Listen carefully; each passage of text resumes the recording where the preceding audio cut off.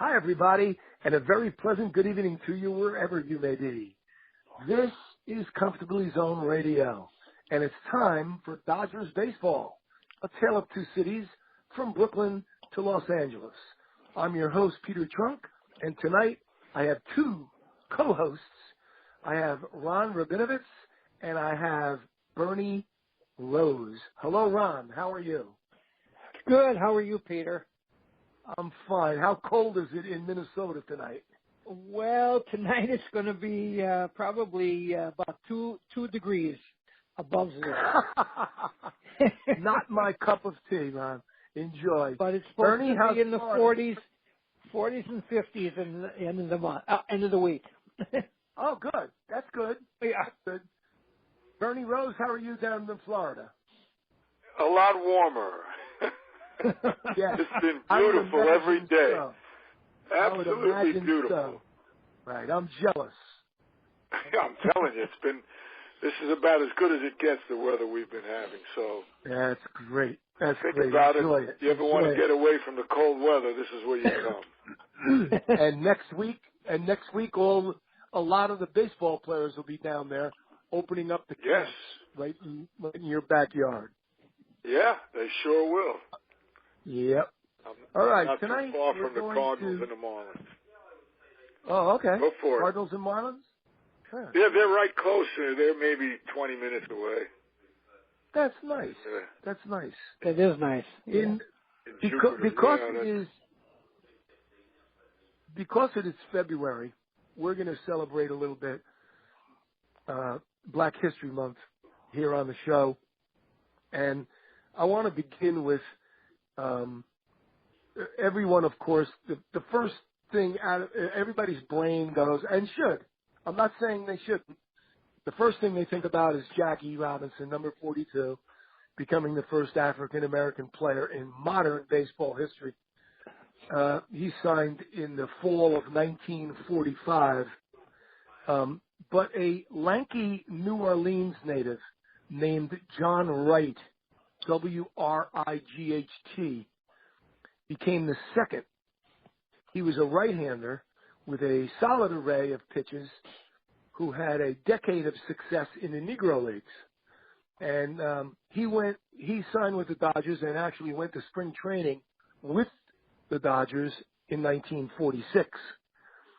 Wright flamed out, however, and by the beginning of the 1947 season, as Jackie was stepping onto the diamond at Ebbets Field, Wright was back in the Negro Leagues, hurling for the Homestead Grays, believe it or not, with any Major League Baseball hopes dashed.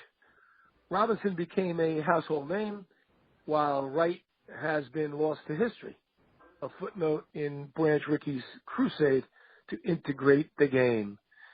Wright pitched well in relief for Montreal after he was sent down. He had a horrendous showing in spring training with the Dodgers, and even though he later, like I said, pitched extremely well in relief for Montreal, the Dodgers never forgot his horrendous showing in spring training, and after a short while, they cut him loose, and he went back to pitching very effectively again in the Negro Leagues for the Homestead Grays. Some people have whispered throughout the years that the Dodger catchers in spring training in 1946 were tipping the batters off to what pitches John Wright was going to throw, and they thought that was one of the contributing reasons why he got lit up so badly. Another fellow who pitched for the Dodgers, he actually made the Major League Club, was a guy named Dan Bankhead. Dan Bankhead pitched in 1947 for the Dodgers, in 1950 for the Dodgers, and in 1951. In those 3 seasons, he had a lifetime record of 9-5, but his bugaboo was his control. He had 111 strikeouts, but he had 110 walks. So he walked as many as he struck out. He died very young. He died from cancer at age 55. In fact, he died the day before his 56th birthday. He was signed in August of 47, again from the Negro Leagues, from the Memphis Red Sox. The Dodgers got him. The Dodgers had just unloaded Kirby Higbee. Now, I know you all recognize that name from Dodger lore. Kirby Higbee refused to play with Jackie. He was a Southerner, and he didn't want to be on the same team as a black guy. So the Dodgers looked around, and they unloaded Kirby Higbee. And they were looking for pitching, more extra pitching, the Dodgers were. And they looked, and they signed this kid, Bankhead, Dan Bankhead.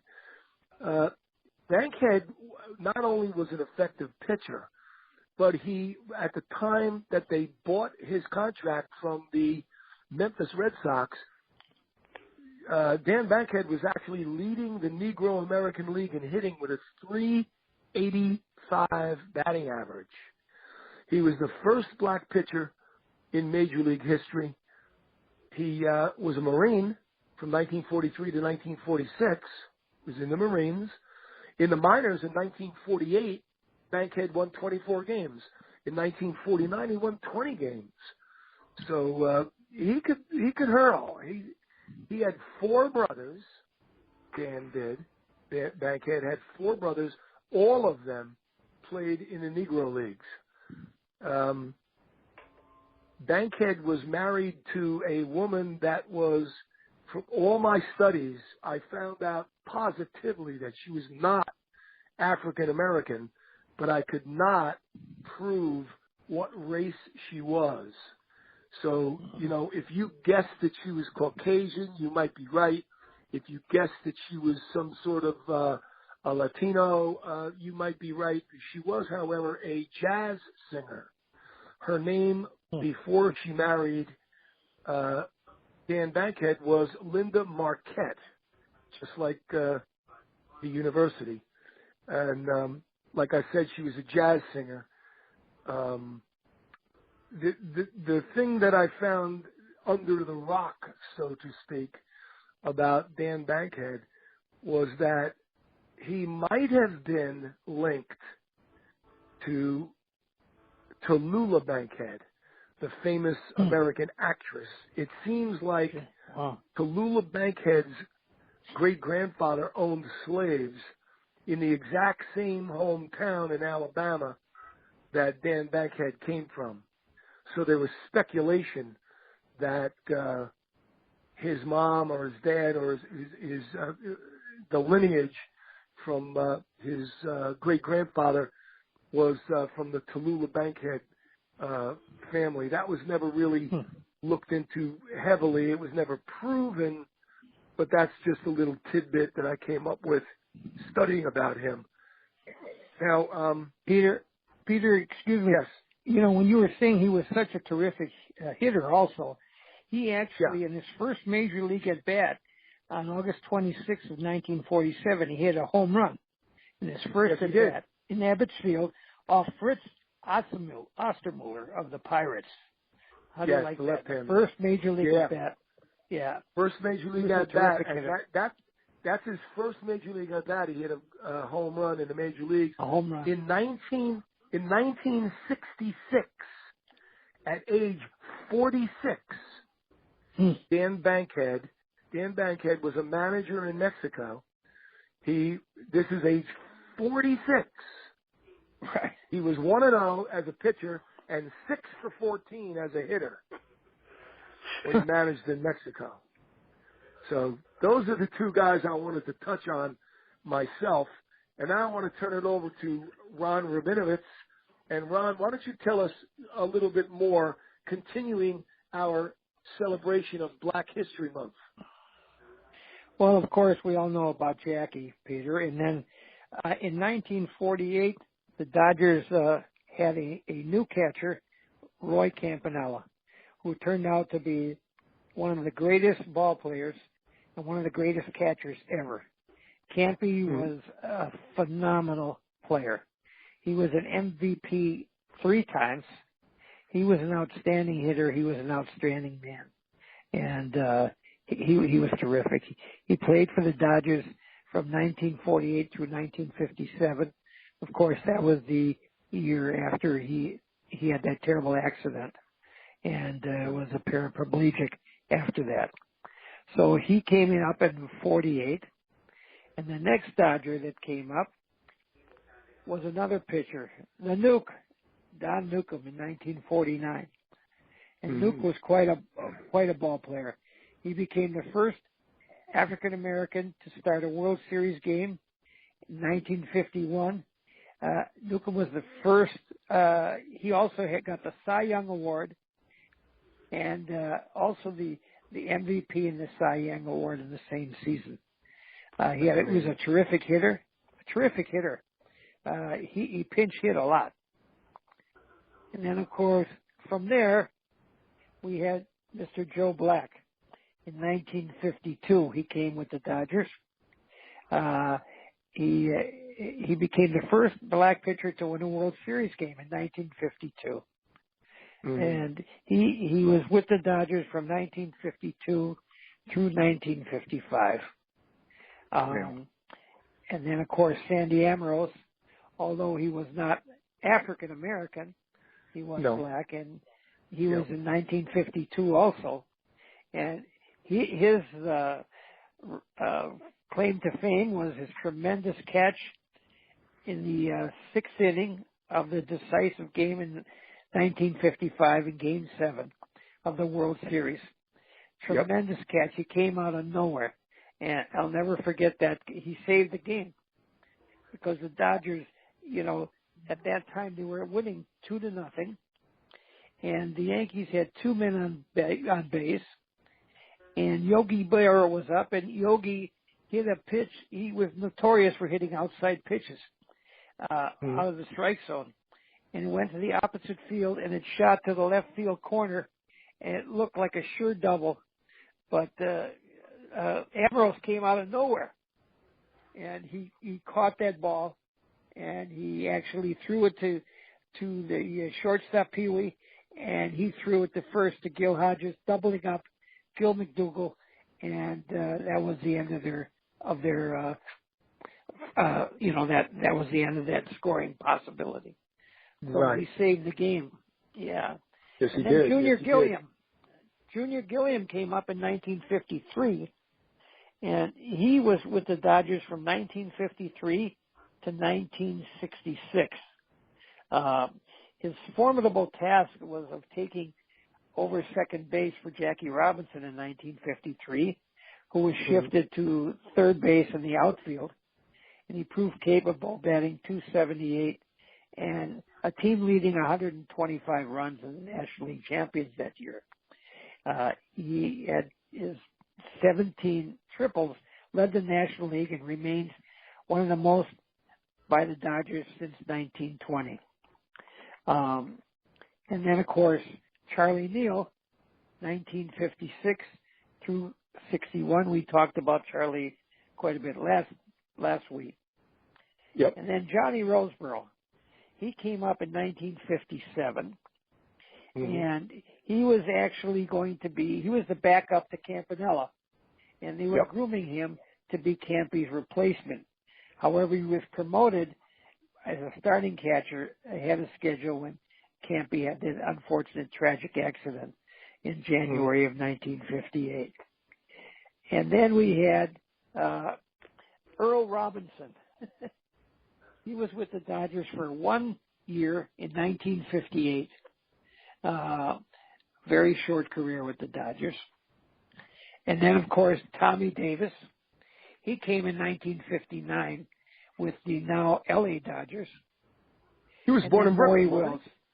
He was born in Brooklyn, right. And he sure was. And then he played for the Dodgers from 59 to 66.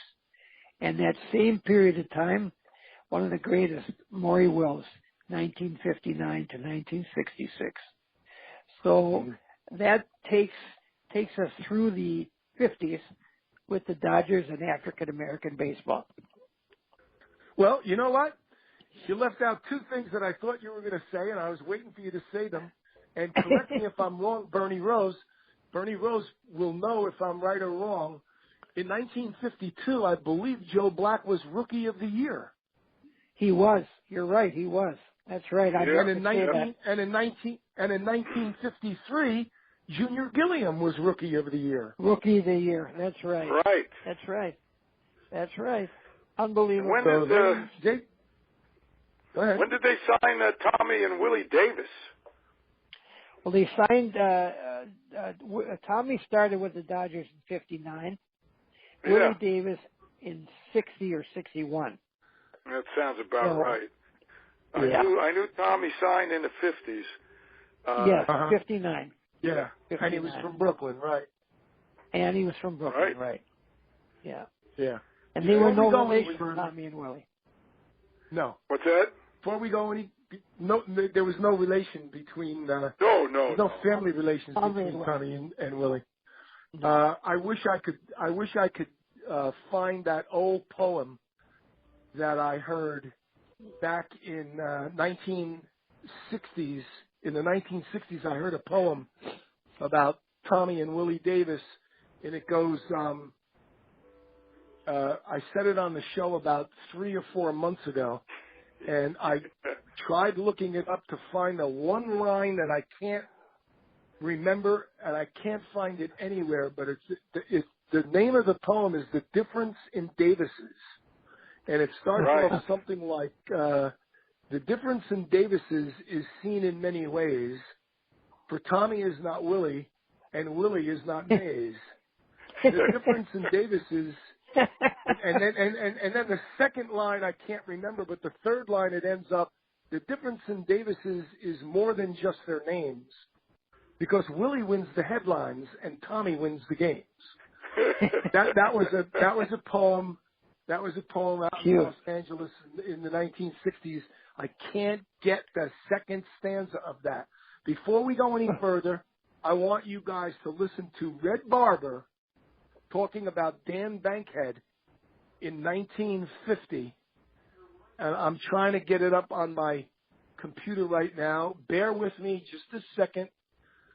I think I can get it right here. Okay. This is the Dodgers against the Giants at Ebbets Field in 1950. 48, Willie won 18 and lost 5. 44 with the Browns, they won 17 and lost 13. Now this year the Browns went for their only cutter. And in the World Series against the Cardinals, he had a win and was not defeated. Bankhead last year was at Brooklyn's Montreal farm, and he won 20 and lost 6.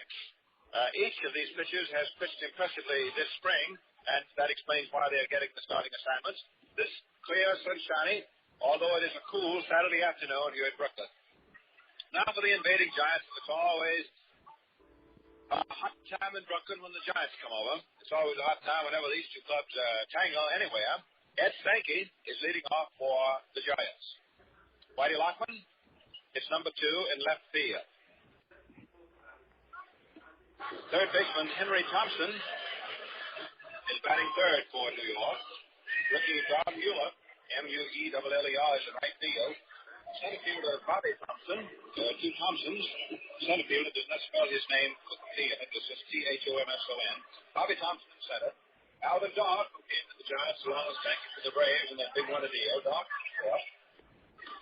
Jack Hoshman, the rookie first baseman at 7. Wes Westrom is catching and Kramer is the pitcher.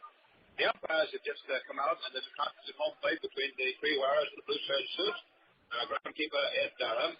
Alvin Dock brings the batting card for the Giants. Captain Pee Wee Reese brings the batting order for the Dodgers.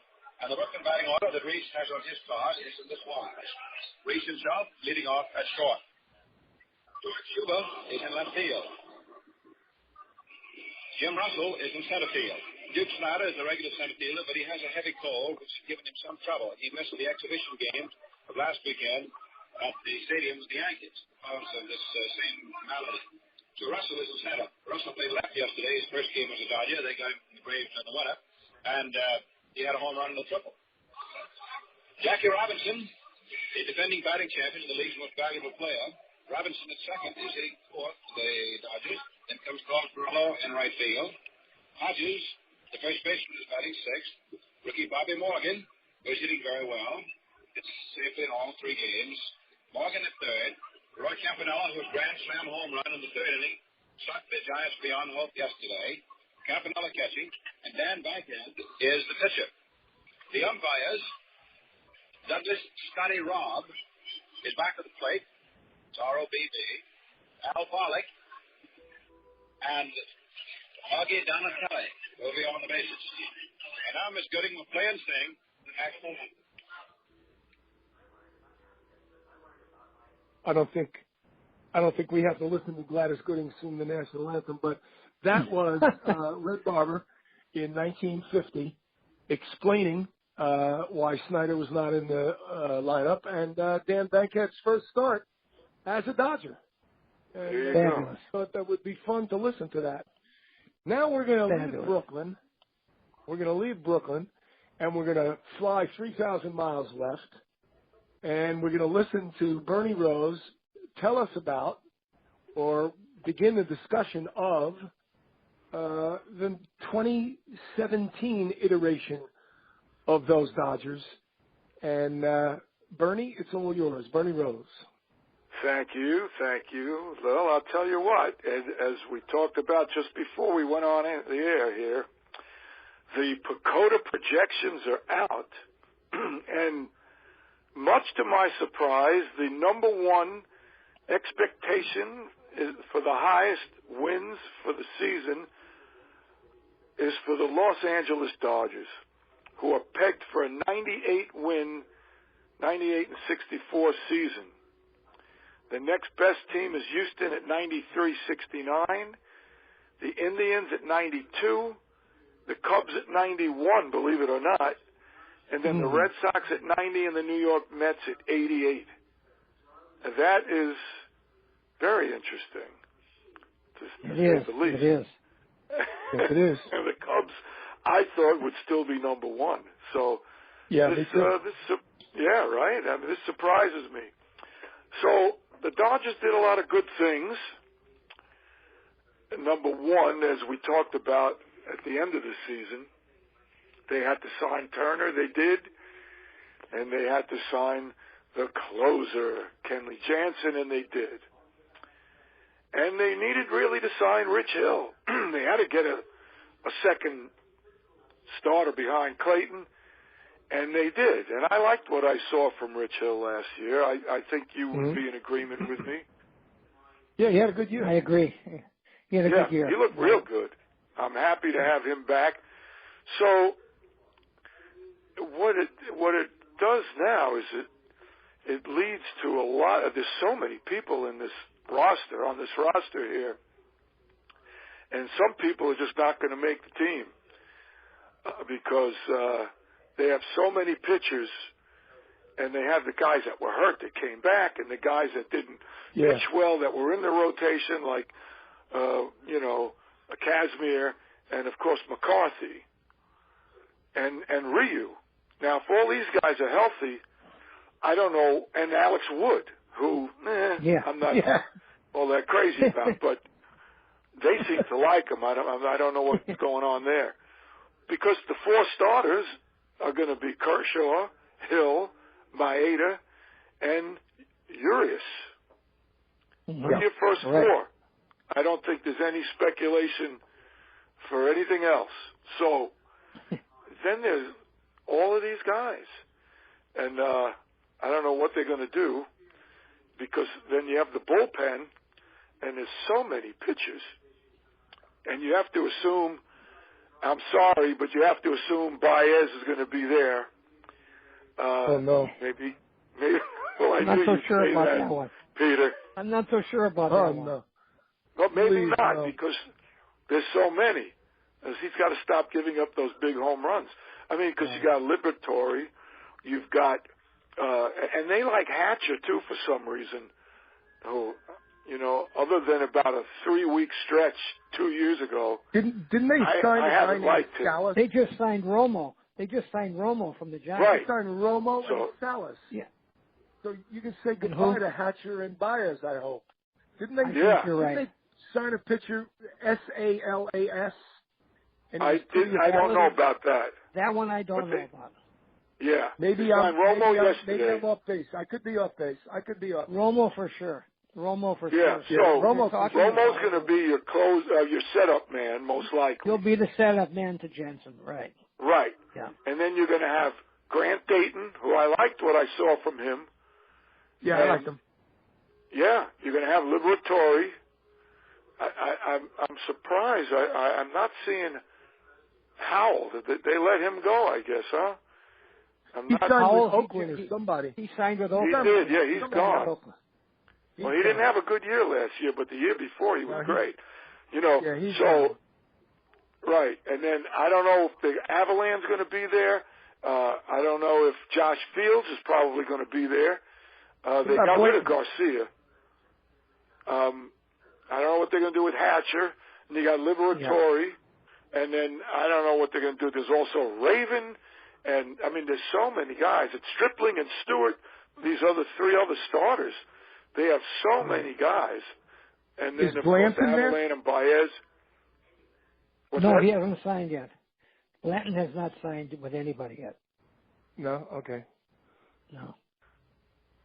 So, I mean, assuming that they go forward with all the right people and everybody's healthy, the pitching now should be good. They really needed a setup guy, and they got him. Right. Yeah. No one has signed. The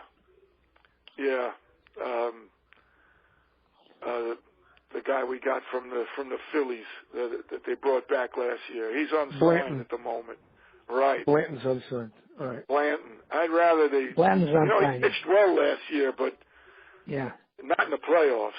And they're talking about they're negotiating with him, but they haven't signed him yet. Right. But as long as Kershaw and Hill stay healthy, and, you have to assume the rest of the staff, Urias, and the other guys in the starting rotation are going to Maeda. They're healthy. So if Ryu is healthy and ready to go, I would expect him to be the fifth starter. I don't know about anybody else, but that's a good staff.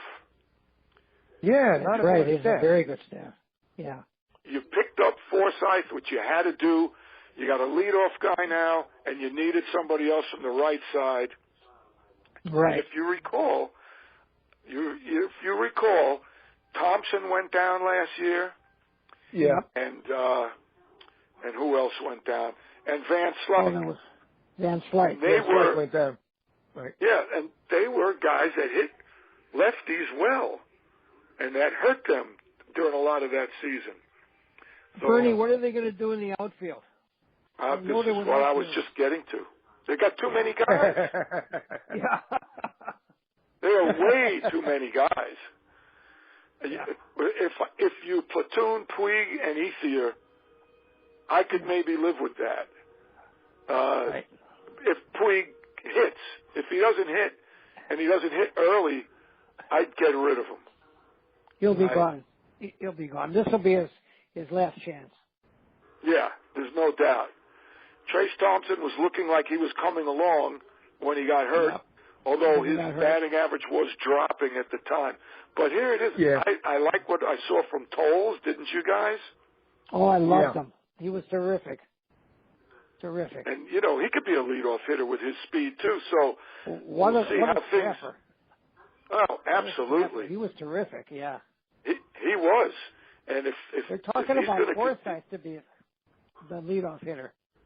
But yes, they are. Absolutely. Yeah. But he also hit 20 home runs last year. So I'm thinking down the road, if Tolles is really going to keep on hitting 330, I don't know, at least against the righties, then I'd lead him off. But absolutely against righties. But as long as we got Forsythe in the fold to do that, we'll see how that works out. But so what are they going to do? Peterson's in center. Right.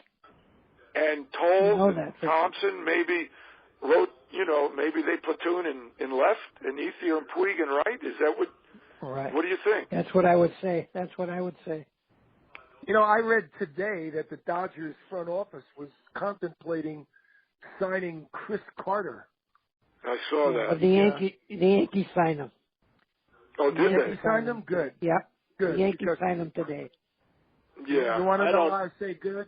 I say good because the guy, he was a one-dimensional ball player. He hit for power, and that's it. That was it. Strike out Right. a whole bunch of times.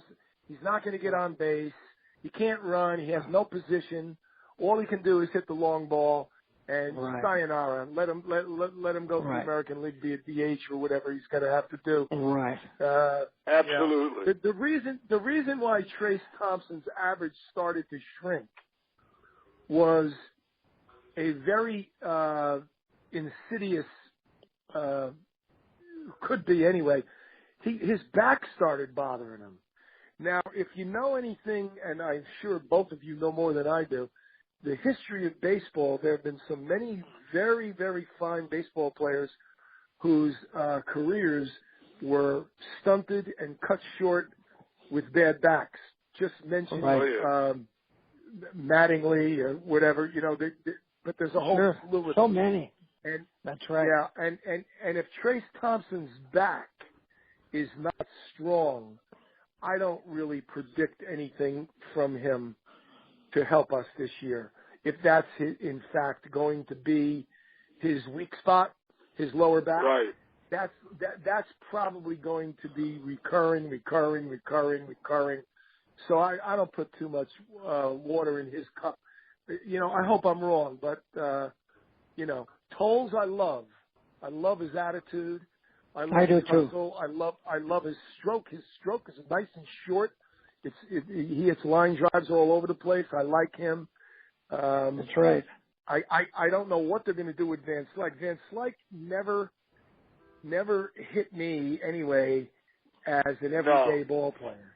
No. Not an everyday. Well, he never got much of a shot, but he never. I would never have to did. agree. He didn't have the tools to play 150, 160 games a year against all pitching and everything like that. So I'm not crazy about him.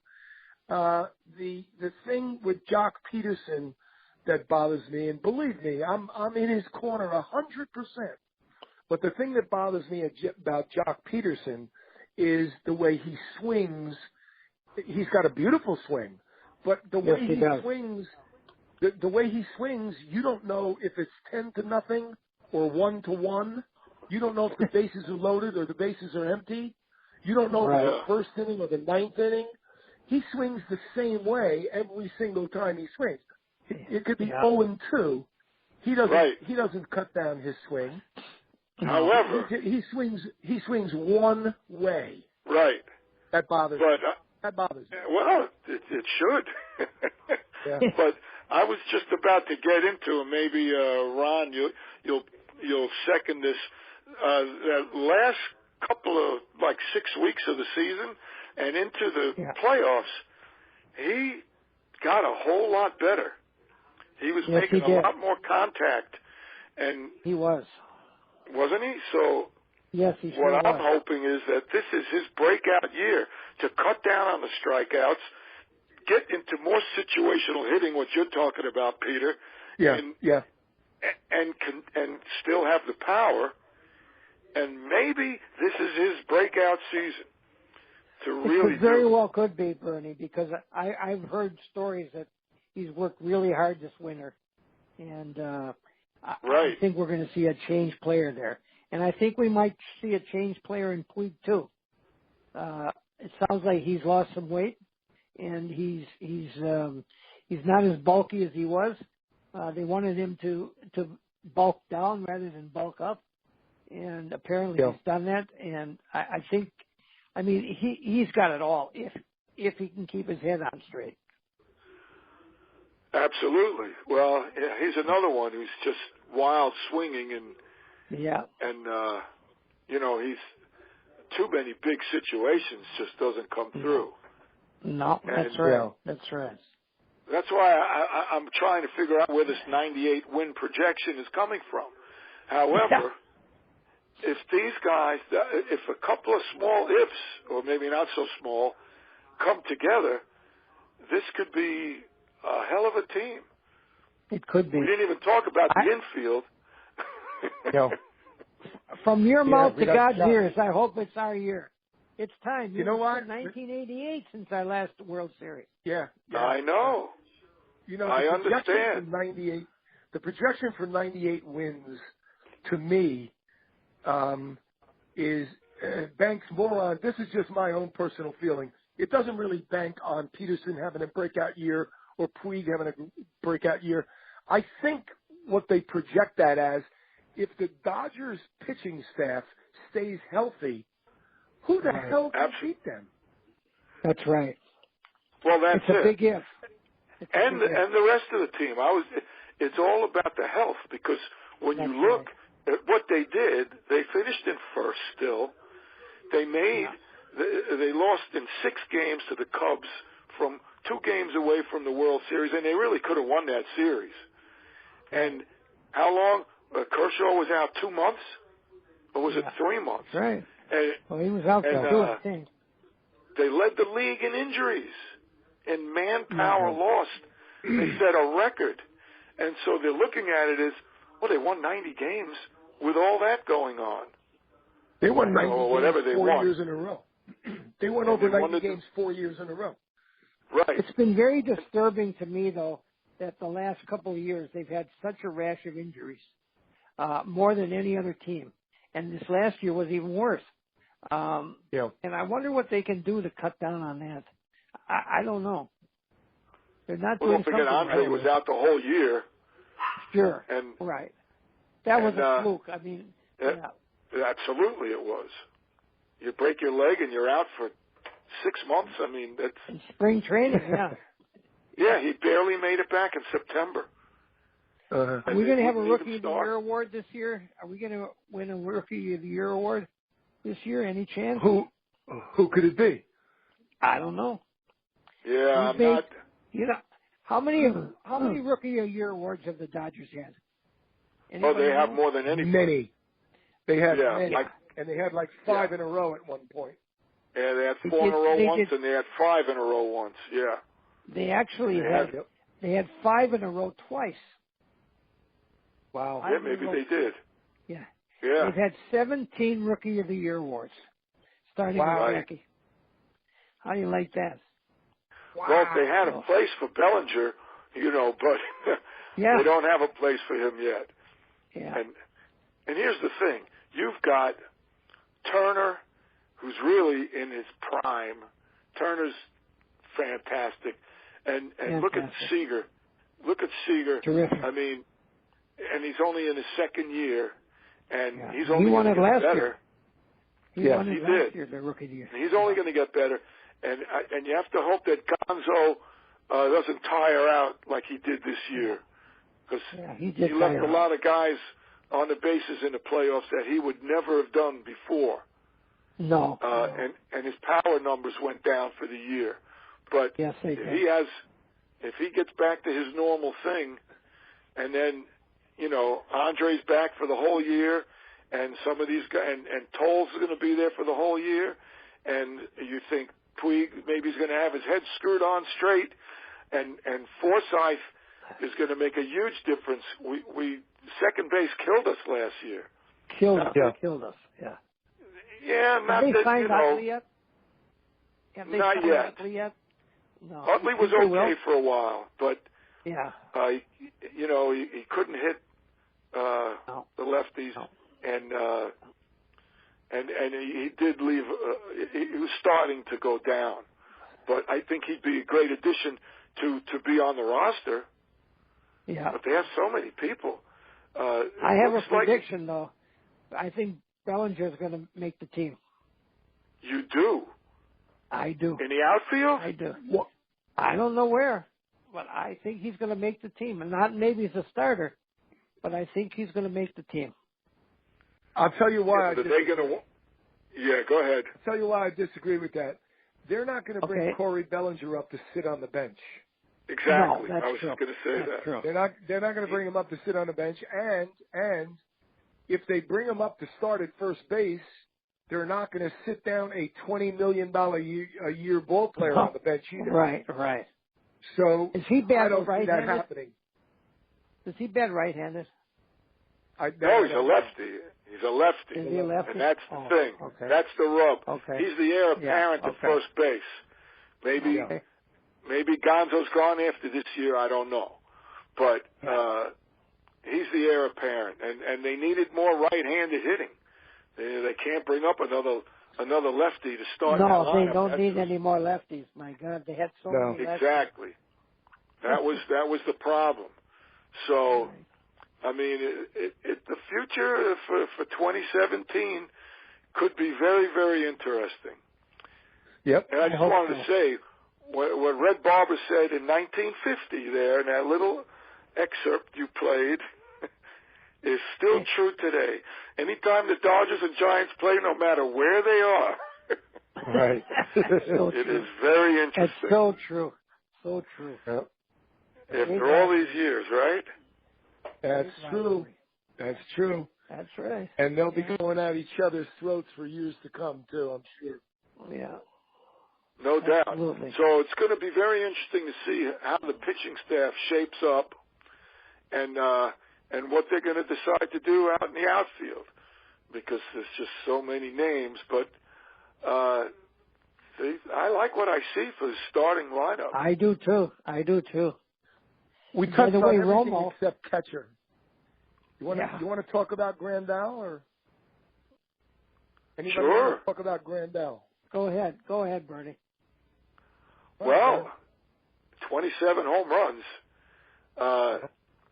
He does slump. He and his average has been down. Streaky. Yeah, he's streaky. Yes, but he does come alive. I don't know what they can do to bring his average up. He only hit 228. Yeah. But he had 72 runs batted in and 27 home runs. Yeah. And he seems to handle the pitchers pretty well. He's got a strong not arm. bad at all. His OPS was 816. You know, I mean, it's not the greatest, but it's better than average. So it's over 800. Right. And average is what, 750? Probably so, yeah. Yeah. And so, I mean, there's no one else in their organization, that's for sure. So, I mean, I'm not sure what's down on the farm, but Austin Barnes isn't going to be your guy. No. Isn't Ruff going to be the second catcher? Isn't it Ruff? As far as I'm looking at right now, they got a guy named Farmer. He's not on the roster, but I don't see Ruff on here today. Huh. I thought he was the backup to Grandal, but I'm not sure. Huh. Well, they got rid of Ellis, so they get. I don't know. Yeah. There must be other names that are going to be invited, and I'm not sure how it's going to. So, what do you think, Peter? I mean, what are your thoughts about Grandal? Well, the reason I'm worried about Grandal is the reason that you fellas just touched on, and that is, who the heck is behind him? It can't be Austin Barnes, and the guy Ruff that they got from Philadelphia is really a outfielder, first baseman catcher, so he's not really what you would call a catcher. I was dismayed. I was dismayed last year when the Dodgers didn't get the kid from Milwaukee Brewers, LaCroix. LaCroix went somewhere else, and then even Suzuki went somewhere else just recently, like about 2 weeks ago. Suzuki signed somewhere else, and I'm saying to myself, if Grandal gets hurt, we're screwed. We are because You're right. I don't see anybody behind him. And even we don't have anything in the pipeline. No, we don't have anything on the horizon. No. There. No. That's a little bit scary. And you know what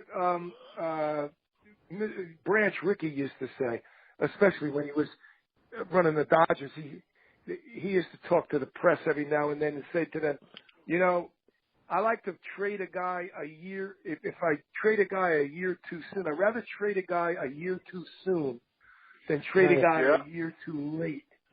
Now, if I look at the Dodger team right now, and I look at all of them, all of the players right now, and I'm thinking, who can I trade that really shouldn't be traded, but going on the old Branch Rickey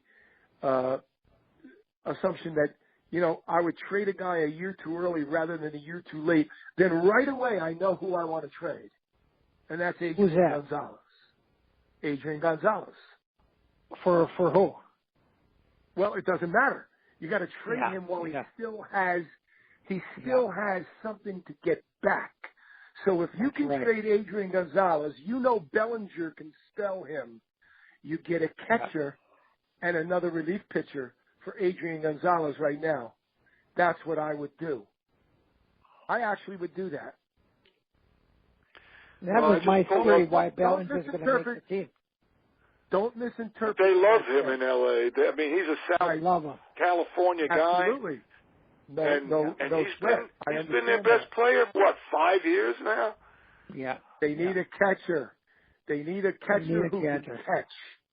They need a catcher who can really, really catch, and they need one more relief pitcher.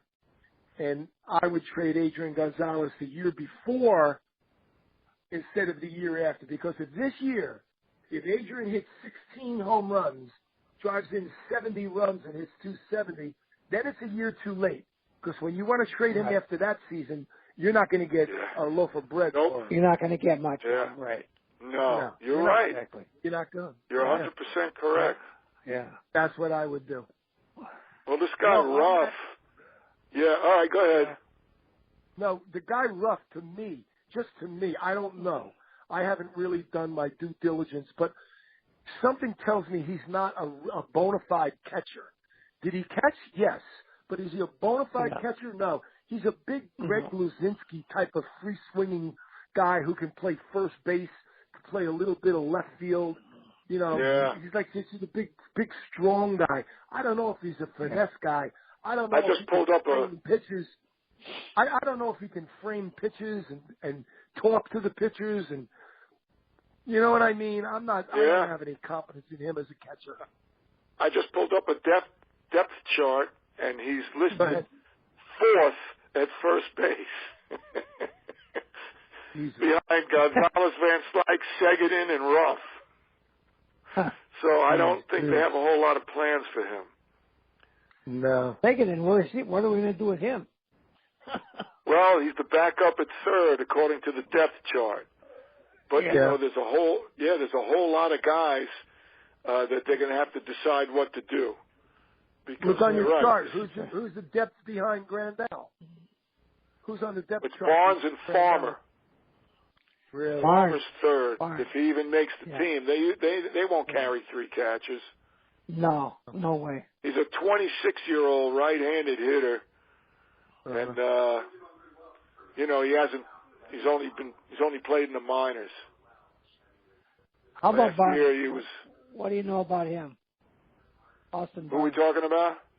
Yeah, Austin Barnes. He'll be the backup. Will he be the backup? Oh, yeah, he's going to be the backup. Yeah. Yeah, Barnes is... he's a second baseman, too. Yeah. Well, he's been playing catcher down in the minors, hasn't he? Yeah. Yeah, he's been catching in the minors. Yeah. I mean, but he has a little bit... One more time. I'll say it one more time before we go off the air and call it a night.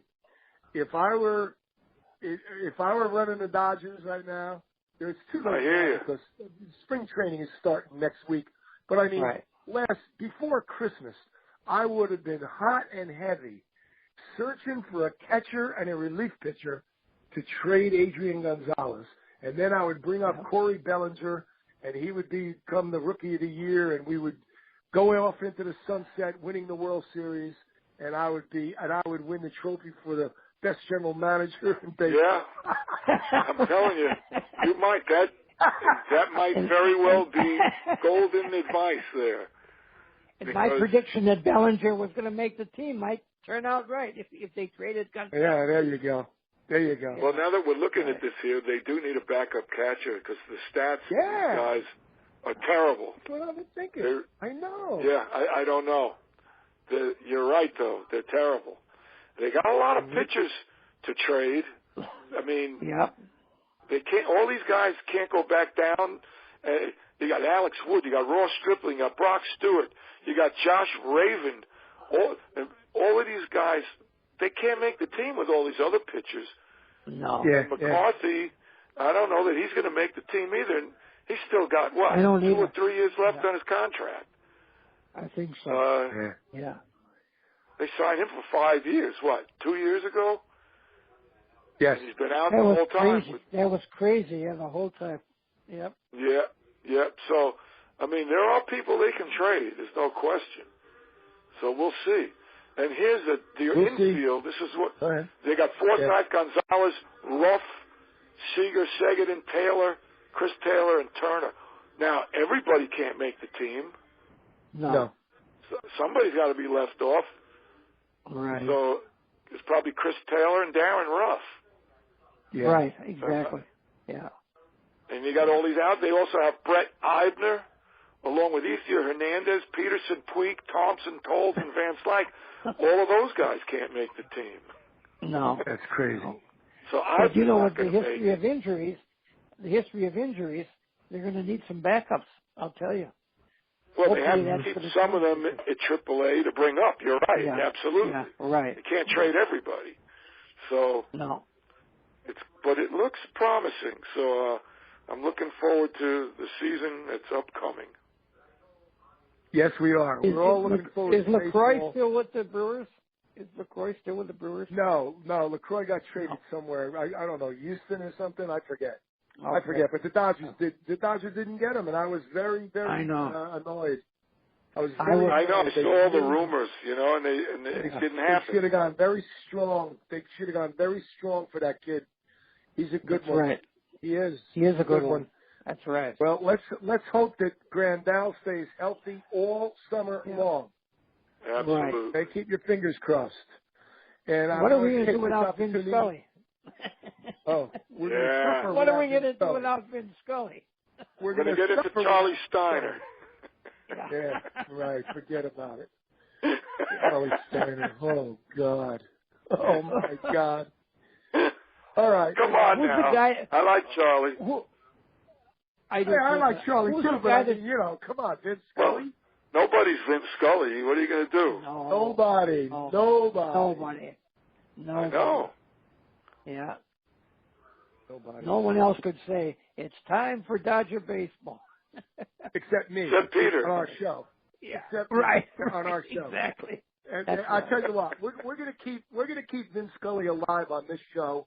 I promise that I will play a little excerpt from Vince Scully on all our shows to come. I want to thank both of you guys for participating with me tonight and helping the show much more than I could have done by myself. Believe me, couldn't have done it without you two guys. I appreciate it very much. Bernie, don't be such a stranger. Come on the show more often.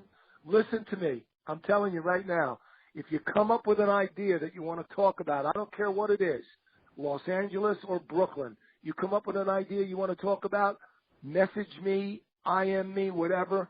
You come on the show, you do your thing and everything. We need you. And that goes for Linda too. If Linda listens to this, if Linda Wilson listens to this show, I want her to do the same thing.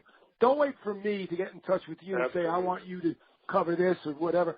Cover whatever you want to cover. You tell me what you want to cover and you come back on the show, and that's what's going to make the show keep it vibrant, keep it new, keep it funny, keep it exciting, and all that stuff. And I want to thank both of you for participating tonight.